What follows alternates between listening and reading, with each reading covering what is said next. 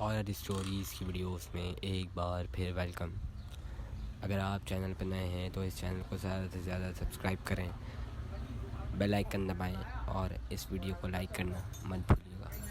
بنا time waste کیے چلتے ہیں کہانی کی طرف۔ جیسے ہی میں پرانے شہر کی تاریک سمیٹتی گلیوں سے گزر رہا تھا، میں اس احساس کو نہیں جھٹک سکا کہ کچھ میرا پیچھا کر رہا ہے۔ جب بھی مڑ کر دیکھا تو وہاں کوئی نہیں تھا، لیکن میں قدموں کی آواز سن سکتا تھا۔ ہر گزرتے لمحے کے ساتھ زور سے اور زیادہ اصرار ہوتا تھا۔ میں نے اپنی رفتار تیز کی، اپنے اور جو کچھ بھی میرے پیچھے تھا اس کے درمیان زیادہ سے زیادہ فاصلہ رکھنے کی کوشش کی، لیکن قدم صرف قریب ہی بڑھتے گئے۔ میں بھاگنے لگا، میرا دل میرے سینے میں دھڑک رہا تھا، میری سانسیں تھوڑے تھوڑے ہانپوں میں آ رہی تھیں۔ آخر میں نے فاصلے پر ایک مدھم روشنی دیکھی۔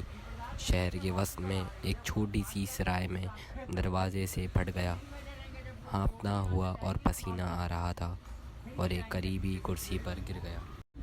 سرائے والے نے فکر مندی سے میری طرف دیکھا۔ کیا بات ہے یار، لگتا ہے تم نے بھوت دیکھا ہے۔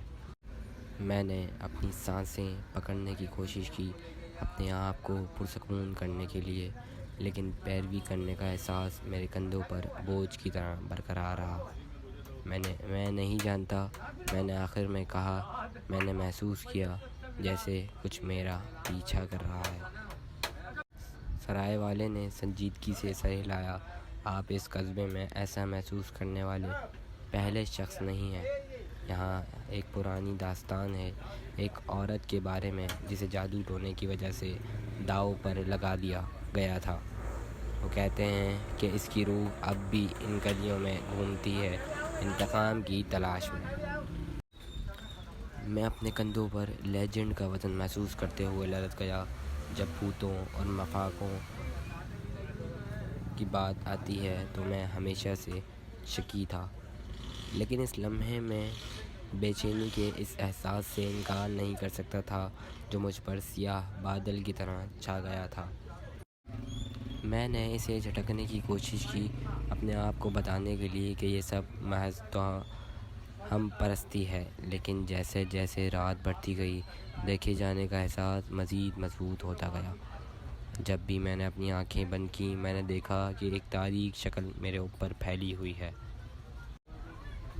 ایک ایسی تصویری موجودگی پر جو ہر گزرتے لمحے کے ساتھ قریب تر ہوتی جا رہی تھی۔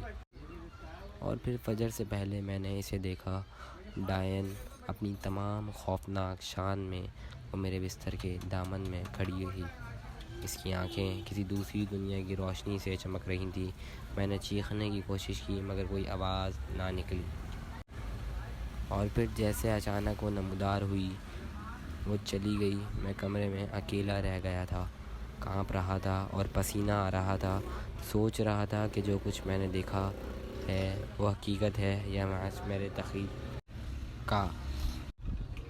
آج تک مجھے نہیں معلوم کہ اس رات میرے ساتھ کیا ہوا تھا، لیکن میں دیکھے جانے، پیروی کیے جانے، قبر کے پرے سے کسی روح کے ستائے جانے کے احساس کو کبھی نہیں بھولوں گا، اور میں ہمیشہ حیران رہوں گا کہ یہ ڈائن کا افسانہ محض ایک کہانی سے زیادہ ہے۔ اگر واقعی اس پرانے شہر کے سائے میں کوئی چیز چھپی ہوئی ہے جو اپنے اگلے شکار کا دعویٰ کرنے کا انتظار کر رہی ہے،